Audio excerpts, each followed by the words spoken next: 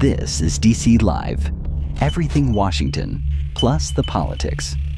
On DClive.news, on January 23, 2025, President Trump gave virtual remarks to the World Economic Forum in Davos, laying out his agenda for the people of the United States and the immediate plans of his administration to work together with other countries of the world in bringing peace and stability for the people instead of war and destruction. Ladies and gentlemen, the President of the United States, Donald J. Trump.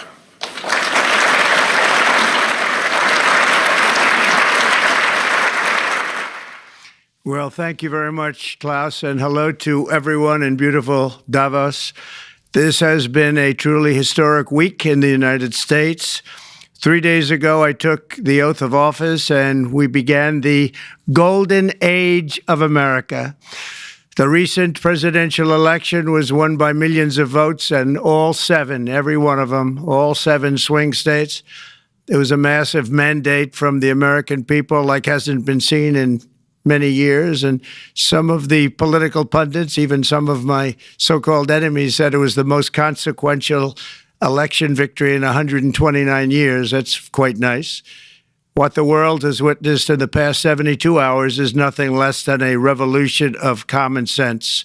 Our country will soon be stronger, wealthier, and more united than ever before, and the entire planet will be more peaceful and prosperous as a result of this incredible momentum and what we're doing and going to do. My administration is acting with unprecedented speed to fix the disasters we've inherited from a totally inept group of people and to solve every single crisis facing our country. This begins with confronting the economic chaos caused by the failed policies of the last administration. Over the past 4 years, our government racked up $8 trillion in wasteful deficit spending and inflicted nation-wrecking energy restrictions, crippling regulations, and hidden taxes like never before. The result is the worst inflation crisis in modern history and sky-high interest rates for our citizens and even throughout the world. Food prices and the price of almost every other thing known to mankind went through the roof. President Biden totally lost control of what was going on in our country, but in particular with our high inflation economy and at our border. Because of these ruinous policies, total government spending this year is $1.5 trillion higher than was projected to occur when I left office just 4 years ago. Likewise, the cost of servicing the debt is more than 230% higher than was projected in 2020. The inflation rate we are inheriting remains 50% higher than the historic target. It was the highest inflation probably in the history of our country.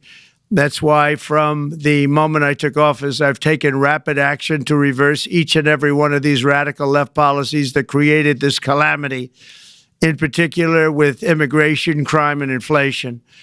On day one, I signed an executive order directing every member of my cabinet to marshal all powers at their disposal to defeat inflation and reduce the cost of daily life.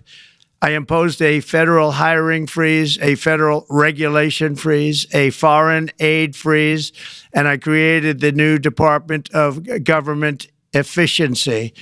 I terminated the ridiculous and incredibly wasteful Green New Deal. I call it the Green New Scam, withdrew from the one-sided Paris Climate Accord, and ended the insane and costly electric vehicle mandate. We're going to let people buy the car they want to buy.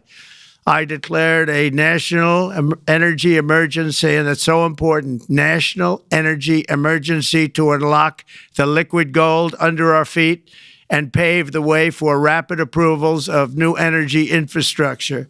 The United States has the largest amount of oil and gas of any country on earth, and we're going to use it. Not only will this reduce the cost of virtually all goods and services, it'll make the United States a manufacturing superpower and the world capital of artificial intelligence and crypto.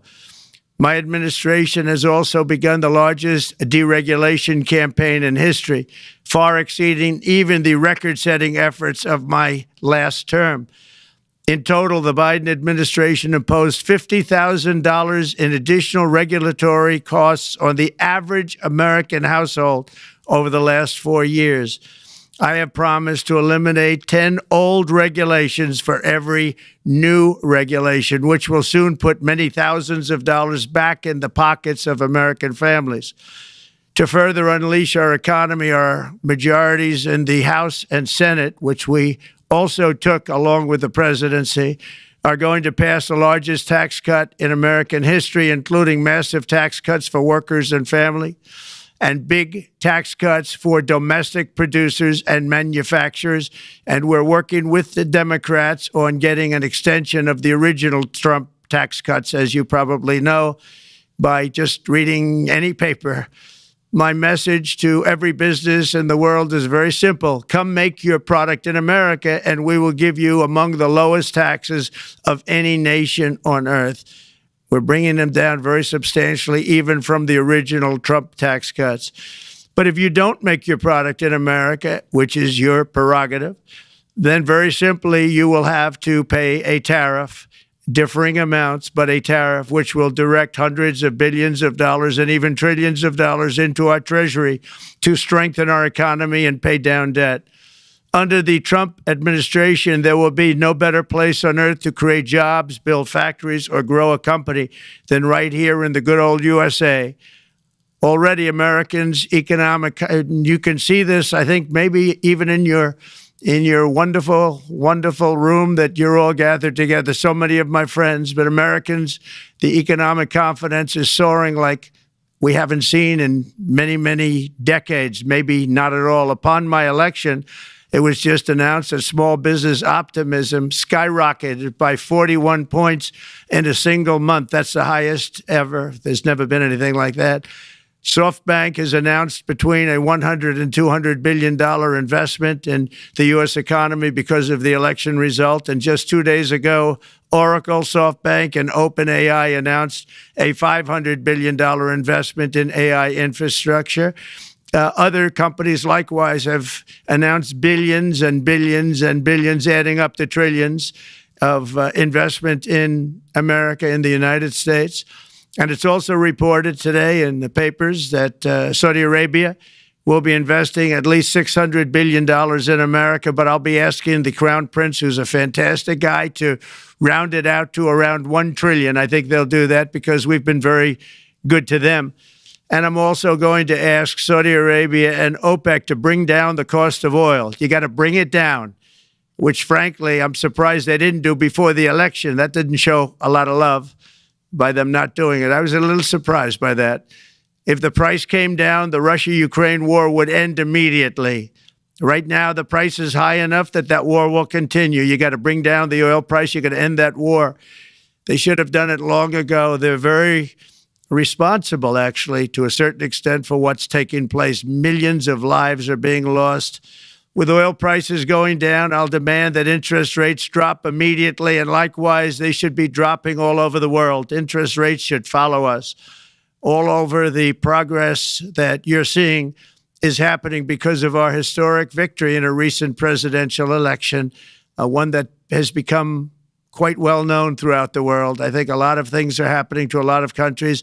They say that there's light shining all over the world since the election, and even countries that we aren't particularly friendly with are happy because they understand what there is a future and how great the future will be. Under our leadership, America is back and open for business. And this week, I'm also taking swift action to stop the invasion at our southern border. They allowed people to come in at levels that nobody's ever seen before. It was ridiculous. I decided and declared to do, and very, very importantly, a national emergency on our border, immediately halted all entry of illegal border crossers, of which there were many, and began promptly returning the illegal trespassers back to the place from which they came. That action, as you've probably seen, has already started very strongly. I've deployed active duty U.S. military and National Guard troops to the border to assist in repelling the invasion. It was really an invasion. We will not allow our territory to be violated after 4 long years, the United States is strong and sovereign and a beautiful nation once again. It's a strong, sovereign nation. In addition, I'm pleased to report that America is also a free nation once again.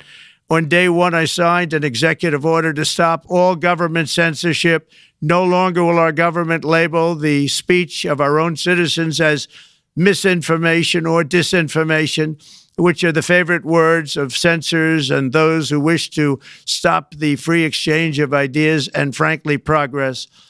We have saved free speech in America, and we've saved it strongly.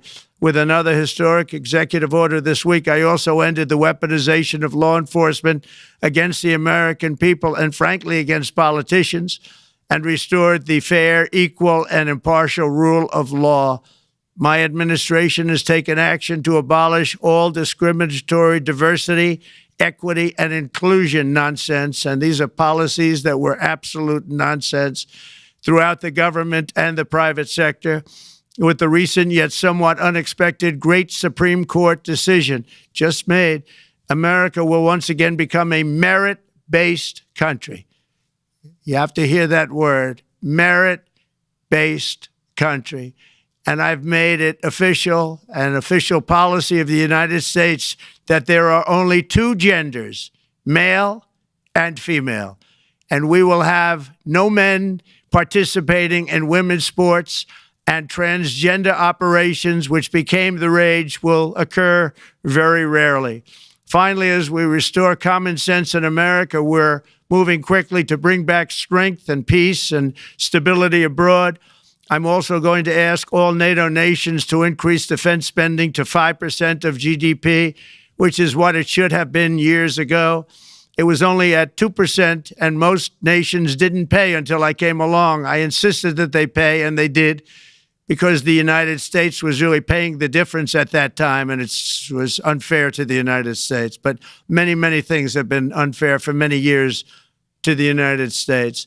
Before even taking office, my team negotiated a ceasefire agreement in the Middle East, which wouldn't have happened without us, as I think most of the people in the room know. Earlier this week, the hostages began to return to their families. They are returning, and it's a beautiful sight, and they'll be coming in more and more. They started coming back on Sunday. Our efforts to secure a peace settlement between Russia and Ukraine are now hopefully underway. It's so important to get that done. That is an absolute killing field. Millions of soldiers are being killed. Nobody's seen anything like it since World War II. They're laying dead all over the flat fields. It's a flat field farmland. And there's millions of Russians and millions of Ukrainians. Nobody's seen anything like it since World War II. It's time to end it. And here in America, we have big events coming up. Next year, we have the 250th anniversary of America's founding. I'm so honored to be president during that. That's been a big event. They've been talking about it for 10 years. We also have the World Cup. And I understand Gianni's in the room. Infantino, he was very instrumental in helping us get it. He's there with you someplace, I think, and I want to thank him for that. And then we have the Olympics coming up, which I was instrumental in getting also in my first term. And who would have known that by skipping a term, I would get the Olympics? I was upset. I said, you know, I got the Olympics to come and I won't be president. But it turned out through a stroke of luck, or whatever you might call it, that I'm going to be president during the World Cup and the Olympics and the 250th anniversary. So that's going to be 3 big events. And we've accomplished more in less than 4 days. We have really been working 4 days than other administrations have accomplished in 4 years. And we're just getting started. It's really an amazing thing to see. And the spirit and the light over our country has been incredible. Under the last administration, our nation has suffered greatly, but we're going to bring it back and make it greater, bigger, stronger, better than ever before. I want to thank everybody for being with you. I would have been there myself, except the inauguration was 2 days ago. I thought it might be a little bit quick to make it the first stop, but we'll get there one day. We hope to get there. But I do appreciate, I heard the audience is fantastic, and many of my friends are in the audience, and I will be taking questions now from some very distinguished people. Thank you all very much. Thank you. Thank you very much, Mr. President, for that very powerful speech. And I think you could hear the applause all the way from Davos to the White House. But next year it will be even better, because then you can get the applause here in Davos. So we wish you welcome to our village next year. We hope to see you. Thank you very much. So we also know, Mr. President, that you open up for interaction here. We have a great panel with some of the most distinguished business people in the world. Let me start with someone that you know really well, that I think is almost a neighbor of you in Florida. Mr. Steve Schwarzman, Chairman, CEO, and co-founder of Blackstone Group. So, Steve, floor is yours. Well, Mr. President, Hello, Steve. I'm sure the Crown Prince of Saudi Arabia will be really glad you gave this speech today. I hope so. You've had the busiest 4 days that anybody can imagine, and congratulations for that. My question is about some of the things I've observed here at Davos. It's a terrific forum. I've met lots of people, as usual. I think I've been here 30 years. And a lot of the European business people have expressed enormous frustration with the regulatory regime in the EU. And they attribute slower growth rates here because of numerous factors, but especially because of regulations. And you've taken a completely different approach in this area. And if you could explain the theory of what you're doing, how you're going to do it, and what you expect the outcome to be, I'd appreciate it. Well, thank you very much, and congratulations, Steve. You're a friend of mine, but on a great career. You have had an amazing career, and it continues. I just want to congratulate you. Very inspirational to a lot of people.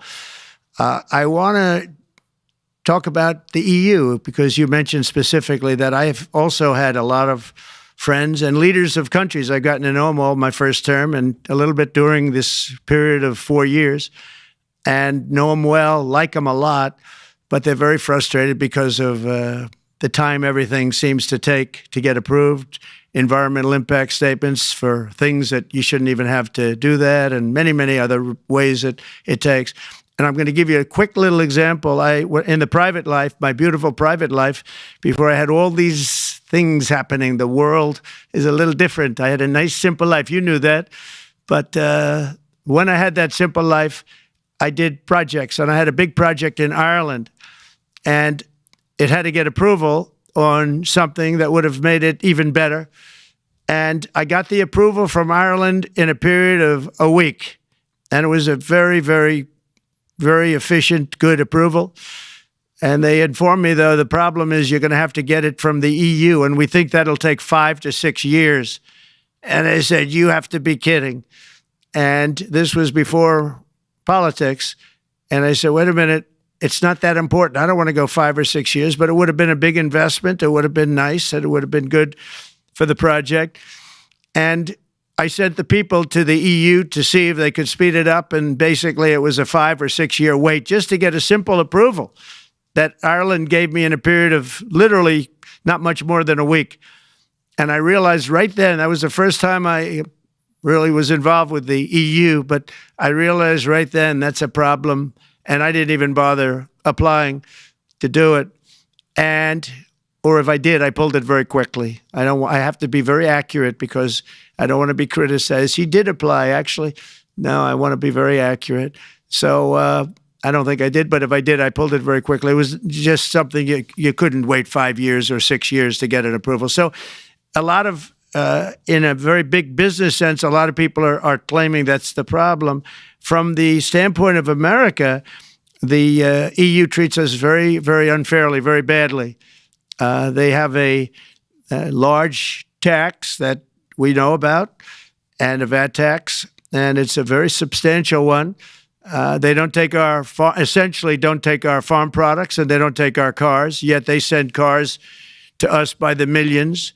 They put tariffs on things that we want to do. Like, for instance, I think they actually, in terms of, these are non-economic or non-monetary tariffs, and those are very bad, and they make it very difficult to bring products into Europe, and yet they expect to be selling, and they do sell their products in the United States. So we have, hundreds of billions of dollars of deficits with the EU, and nobody's happy with it, and we're going to do something about it, but nobody's happy with it. So I think the EU has to speed up their process.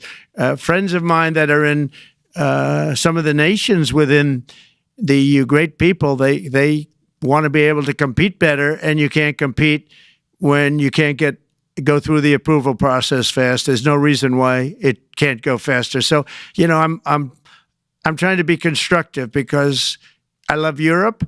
I love the countries of Europe, but the process is a very cumbersome one, and they do treat the United States of America very, very unfairly with the VAT taxes and all of the other taxes they impose. One other, just to finish up, I got a call from the head of a major airline, one of the biggest airlines in the world, and he said, "Sir, could you help us? What? Landing in Europe is brutal.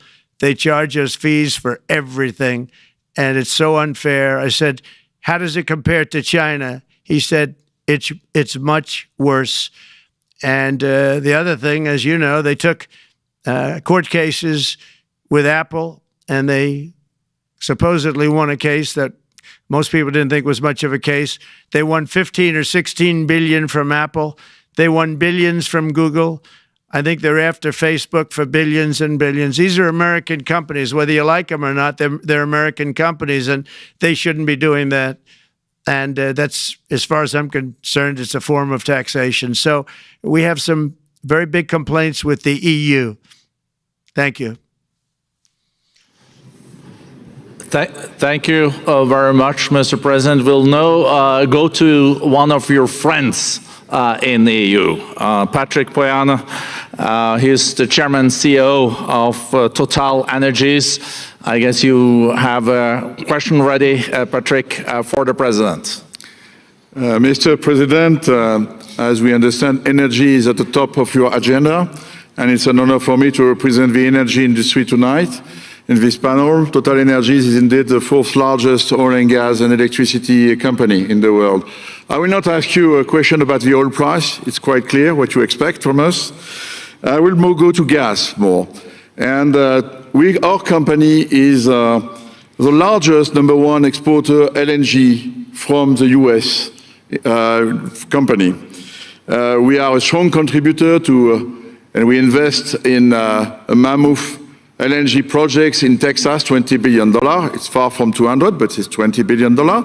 And we contribute with that to security of supply to Europe, as we export this LNG to Europe. Some experts fear that if there are too many projects developed in the US on LNG, this could have an inflationary impact on the US domestic gas price.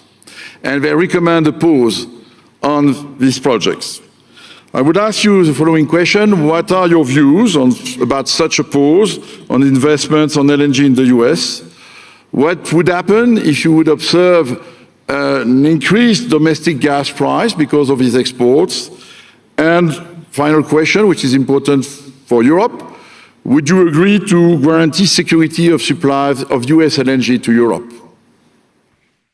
Well, in the last part of your question, yes, I would. I would make sure that you get it. If we make a deal, we make a deal, you'll get it. Because a lot of people do have that problem. They make a deal and then it can't get supplied because of war-type problems and other problems. So we would absolutely do that. LNG is very interesting because when I took office for the first term, one of the first things I looked at was there were two very massive plants in Louisiana, a state that has been very good to me, won it by many, many points. And I felt strongly indebted to it, actually. And they said there are two plants that have been under environmental consideration for more than 10 years. And they were costing, as you say, you know how expensive those plants are, but they were costing like 12 billion and I think 14 or 15 billion, but they couldn't get their permits. They were in review for years, many, many years, like a decade or more. And I said, so ridiculous. I know so much about that because in the construction industry, I had to go through it too, but I got good at it after a while. But I saw the projects, and you're talking about a total investment of 25 to $30 billion, and it looked like it was going to end. They couldn't get their permits, and I got them done in less than a week. It was done, completed. In fact, when they called them to announce that it was done, the countries, largely countries, Japan was involved and another country and some very big investors, they couldn't believe it. They actually couldn't believe it. And I said, just do yourself one favor. Don't pay any consultants, because the only one that got it done was me. I got it done because it was the right thing to do for the U.S. and for the world, but the consultants had nothing to do with it. You know, the consultants go in and they say, give us millions of dollars because Trump did it. Nobody called me about it. I just heard it was a problem for years. And I got it done because it was the right thing to do for the U.S. and the right thing to do for beyond. It had to do with energy, very important. So I think it's very important. I think I disagree with one. I think the more that you do, the lower the price is going to go. And what I'd like to see is rapid approvals. We're going to give very rapid approvals in the United States, like with the AI plants, talking to many people want to build them. That's going to be a very big thing. We're going to build electric generating facilities. They are going to build. I'm going to get them the approval. Under emergency declaration, I can get the approvals done myself without having to go through years of waiting. And the big problem is we need double the energy we currently have in the United States. Can you imagine? For AI to really be as big as we want to have it, because it's a very competitive, it'll be very competitive with China and others. So I'm going to give emergency declarations so that they can start building them almost immediately. And I think it was largely my idea because nobody thought this was possible. It wasn't that they were not smart, because they're the smartest. But I told them that what I want you to do is build your electric generating plant right next to your plant as a separate building, connected. And they said, wow, you're kidding. And I said, no, I'm not kidding. You don't have to hook into the grid, which is old and, could be taken out. If it's taken out, they wouldn't have any way to get any electricity. So we are going to allow them to go on a very rapid basis to build their plant, build the electric generating plant. They can fuel it with anything they want, and they may have coal as a backup, good, clean coal, If there were a problem with a pipe coming in, as an example, you're going with gas, oil or gas, and a pipe gets blown up or for some reason doesn't work, there are some companies in the U.S. that have coal sitting right by the plant so that if there's an emergency, they can go to that short-term basis and use our very clean coal. So that's something else that a lot of people didn't even know about, but nothing can destroy coal, not the weather, not a bomb, nothing. It might make it a little smaller, might make it a little different shape, but coal is very strong as a backup. It's a great backup to have that facility, and it wouldn't cost much more money. And we have more coal than anybody. We also have more oil and gas than anybody. So we're going to make it so that the plants will have their own electric generating facilities attached right to their plant. They don't have to worry about a utility. They don't have to worry about anything. And we're going to get very rapid approvals. Thank you. Thank you so much, Mr. President. We'll now go to another CEO that you know very well, Brian Moynihan, the CEO and Chair of Bank of America. Good afternoon, Mr. President, and congratulations, and obviously an eventful week for you and your family.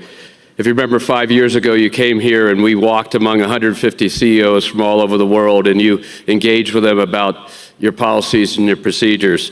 This year, you're not here, and yet this week was eventful from the orders that you mentioned earlier, literally a wave of orders coming out on immigration, on trade, and many other matters. And so, as a representative of the United States here, we got a lot of questions about what does all this mean and how would the president square this with his clear focus on growth, prosperity, stock market growth, a good bond market, and bringing down prices. So how do you think about the impact of all these orders and how fast they come out, and how you're going to balance them with that scorecard of being successful in both continuing GDP growth, bringing down inflation, and also having a good stock price appreciation for the American citizen? Well, I think it's going to actually bring down inflation. It's going to bring up jobs. We're going to have a lot of jobs. We're going to have a lot of companies moving in. You know, Brian, we're at 21%. It was at 40%, and I got it down to 21%, the corporate tax. And it was actually, if you look at state and city, it was in many cases much higher than 40%. I got it down to 21%. And now we're going to bring it down from 21 to 15% if, there's a big if you make your product in the U.S. So we're going to have the lowest, just about the lowest rate. It'll be, the 21 is on the low side worldwide. The 15 is about as low as it gets. And by far the lowest of a large country, a large, rich, powerful country, by far, not even a contest. So we're going to bring it down to 15% if you make your product in the USA. So that's going to create a tremendous buzz. We're also probably going back to the one-year deduction where we deduct, we did that originally, and that was amazing what the impact that had, the one-year deduction, which built up over a period of time, and then it expires. But we're going to go back to that when we do the renewal of the Trump tax plan. We have to get Democrats to approve it. But, if the Democrats didn't approve it, I don't know how they can survive with about a 45% tax increase, because that's what it would be. And so I think they're going to be. We've been working along with them pretty well. I think it's very hard for a political group to say, let's charge people 45% more. So I think we're in good shape. But we're actually doing a reduction for business and small businesses where you're going to bring it down to 15%, which is really something. And by the way, speaking of you, and you've done a fantastic job, but I hope you start opening your bank to conservatives, because many conservatives complain that the banks are not allowing them to do business within the bank, and that included a place called Bank of America. They don't take conservative business. And I don't know if the regulators mandated that because of Biden or what, but you and Jamie and everybody, I hope you're going to open your banks to conservatives, because what you're doing is wrong. Mr. President, I'll say that your friend Gianni said hello, told me to tell you hello, and we look forward to sponsoring the World Cup when it comes, both this summer for the club and next year. So thank you for getting that for the United States. Thank you very much, Brian. Thank you, Mr. President. We'll now go to Anna Butin. She's the executive chairman of Banco Santander, one of the big European banks, and also in the U.S. So, Anna. Mr. President, congratulations on a historic victory. Thank you. I believe you don't know me as well as my fellow panelists, so a few words. Santander is one of the largest banks in the world by number of customers, 170 million. That's more than my friend Brian or my friend Jamie have. Wow. And those... They fixed the regulation. That's coming. That was cheeky. We're a big investor in the United States. We have many million customers, 12,000 employees. We're one of the largest auto lenders. And we recently launched a fully digital bank called Open Bank. We strongly believe banks have a pivotal role in the economy, and we can accelerate growth and help many more customers. That's what we're doing in the United States. So, as Brian pointed out, we very much welcome your focus on deregulation and reducing bureaucracy. So my question is, what are your priorities in this regard, and how fast is this going to happen? Thank you very much. I think it's going to, thank you and congratulations. I know very much about your bank, and you've done a fantastic job. Congratulations. We are going to move very quickly. We've moved very quickly. We've done things in the last 3 days that nobody thought were possible to do in years. And it's all taking effect. It's going to have a huge impact on the economy, a huge positive impact. Money was being wasted on crazy things. I mean, the Green New Deal was such a total disgrace, how that was perpetrated. And it was conceived of by people that were average students, less than average students, I might add, and never even took a course in energy or the environment. It was just a game. Remember, the world was going to end in 12 years? Remember that? Well, the 12 years has come and gone. It was going to end. It was going to all foam into earth. But, the time has come. These people, and they really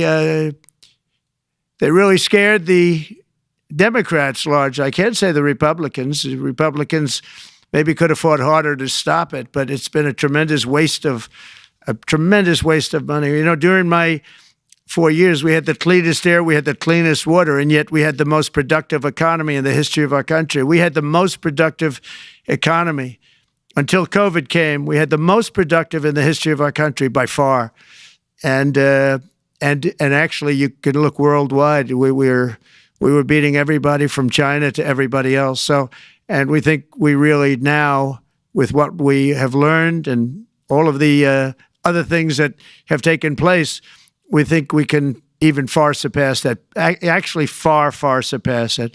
But one thing we're going to be demanding is we're going to be demanding respect from other nations. Canada, we have a tremendous deficit with Canada. We're not going to have that anymore. We can't do it. I don't know if it's good for them. As you probably know, I say you can always become a state.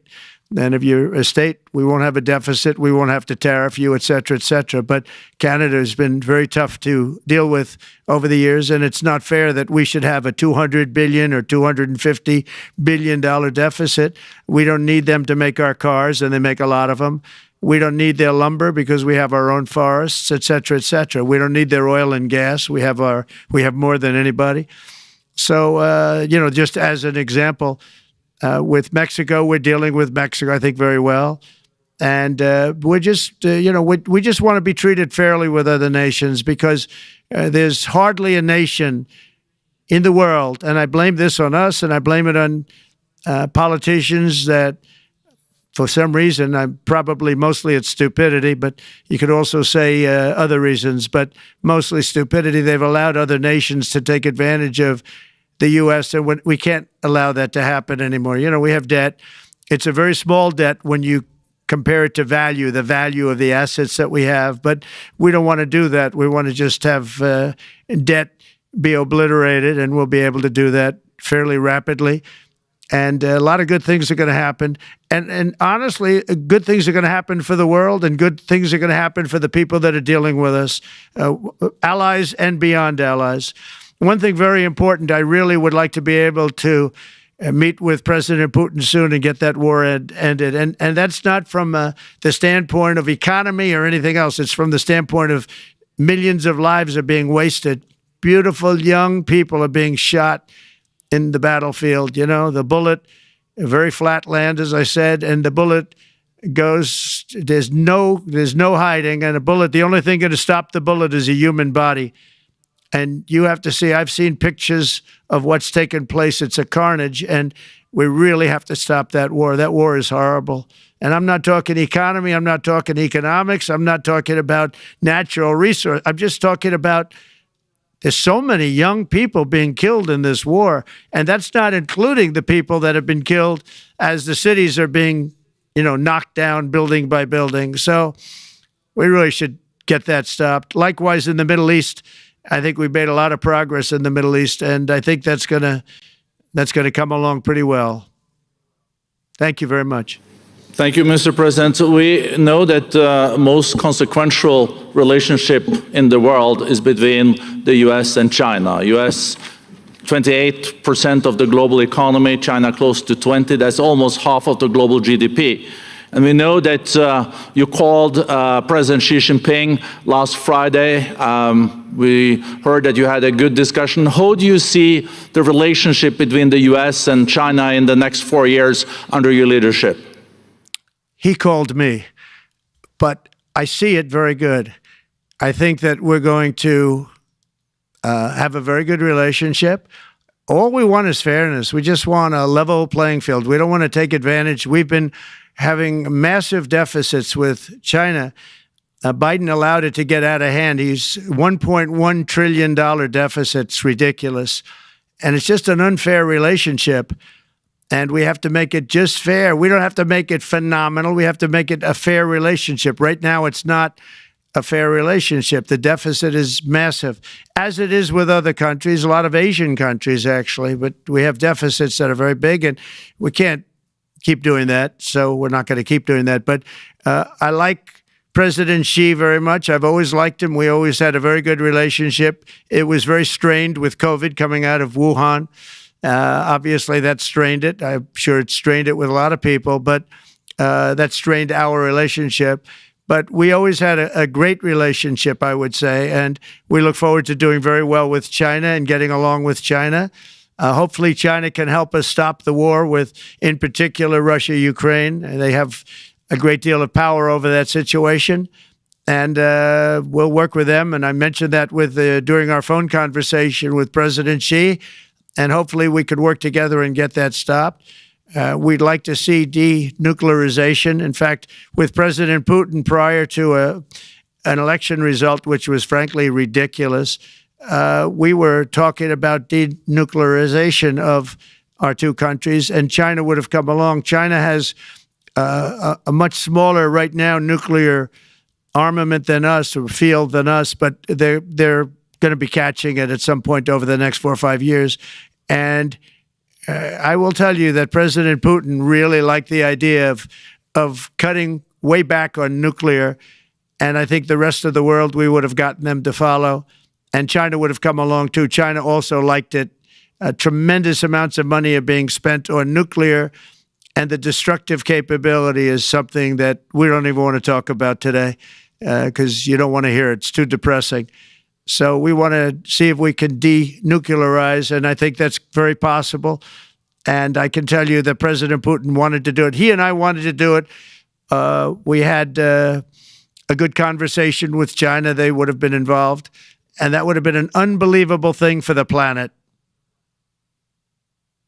And I hope it can be started up again. Mr. President, when you're back here in Davos next year, will there be then a peace agreement with Ukraine and Russia by then? Well, you're going to have to ask Russia. Ukraine is ready to make a deal. Just so you understand, this is a war that should have never started. If I were president, it would never have started. This is a war that should have never, ever been started. And it wasn't started during there was never even talk about it. I knew that it was the apple of President Putin's eye, but I also knew that there was no way he was going in, and he wasn't going to go in. And then when I was out, bad things happened, bad things were said, a lot of stupidity all around, and you end up with what you have. Now you have all these bombed out cities. They look like demolition sites with many people killed.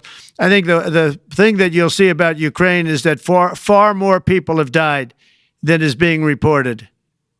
And I've seen that. But far, far more people have died. When you look at a city that's become a demolition site where big buildings have been collapsed by missiles hitting them and everything else, and they say one person was slightly injured. No, many people were killed. Those are big buildings. I was surprised at how that was my business. These are buildings that go 2 and 3 blocks long. They're 20 stories high. They're big, powerful buildings, and they were knocked down, and there were a lot of people in those buildings that announced that 2 people were injured. That's not true. So I think you're going to find that there were many more people killed in Ukraine in the Ukraine war than anybody has any idea. But if you look now, so many of the people being killed are soldiers just facing each other with guns, rifles, and drones, the new form of warfare, drones.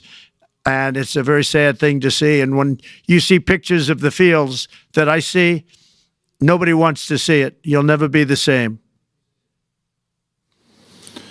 Thank you very much, Mr. President, on behalf of all the 3,000 participants here in Davos. We really underline that for us the third day in your presidency, live taking questions here is so appreciated, and we are already ready for receiving you next year in person. So thank you very much, and all the best from Davos. Thank you. Thank you very much. Thank you.